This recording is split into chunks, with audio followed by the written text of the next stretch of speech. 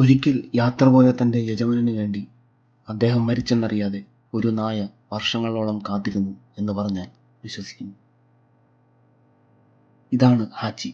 ഇവനെ അവൻ യജമാനന് റെയിൽവേ സ്റ്റേഷനിൽ നിന്നും കിട്ടിയതാണ്. അങ്ങനെ അവനൊരു വീട് കിട്ടി, ഒരു ഉറ്റ സുഹൃത്തിനെ. പതിയെ അവൻ വളർന്നു ആ വീട്ടുകാരുടെ പ്രിയപ്പെട്ട ഹാച്ചിയായി.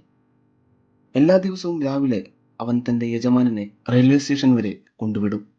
വൈകുന്നേരം അദ്ദേഹം തിരികെ വരുമ്പോൾ കൂട്ടിക്കൊണ്ടുപോകാൻ അവൻ അവിടെ തന്നെ കാണും. അതവരുടെ പതിവായിരുന്നു. കാലാവസ്ഥ എന്തോ ആകട്ടെ, താൻ ഏറ്റവും കൂടുതൽ സ്നേഹിക്കുന്ന മനുഷ്യന് വേണ്ടി ഹാച്ചി അവിടെ ക്ഷമയോടെ കാത്തിരിക്കുമായിരുന്നു. പക്ഷെ ഒരു ദിവസം എല്ലാം മാറി മറിഞ്ഞു. എപ്പോഴത്തെയും പോലെ അന്നും യജമാനൻ ജോലിക്ക് പോയി. പക്ഷേ ഇത്തവണ അദ്ദേഹം മടങ്ങി വന്നില്ല. ജോലിസ്ഥലത്ത് വെച്ച് അദ്ദേഹം മരണപ്പെട്ടു.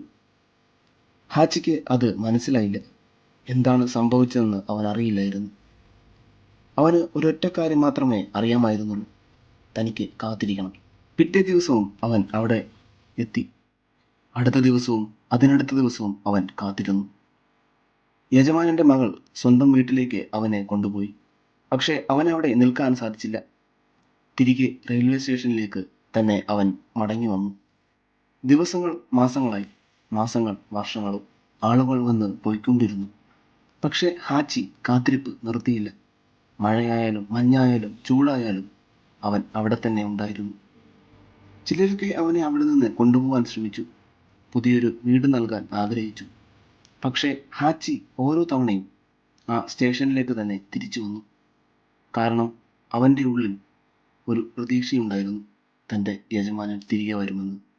ഒടുവിൽ ഒരു ദിവസം, വർഷങ്ങൾ നീണ്ട ആ കാത്തിരിപ്പിന് ശേഷം, ഒരിക്കൽ പോലും വിട്ടുപോകാത്ത ആ മണ്ണിൽ കിടന്ന് ഹാച്ചി തൻ്റെ കണ്ണുകൾ എന്നേക്കുമായി അടച്ചു.